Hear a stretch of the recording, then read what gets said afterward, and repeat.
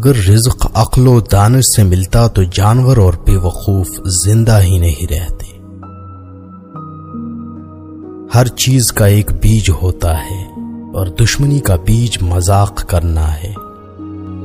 زبان سے نکلے ہوئے الفاظ جسم کو نہیں بلکہ روح کو زخمی کرتے ہیں۔ کوئی کمزور شخص تمہاری بے عزتی کرے تو اسے بخش دو کہ بہادروں کا کام معاف کر دینا ہے۔ اقتدار، طاقت اور دولت ملنے پر لوگ بدلتے نہیں بلکہ بے نقاب ہوتے ہیں۔ کسی کے منہ پر اس کی بے عزتی کرنا اسے قتل کرنے کے برابر ہے۔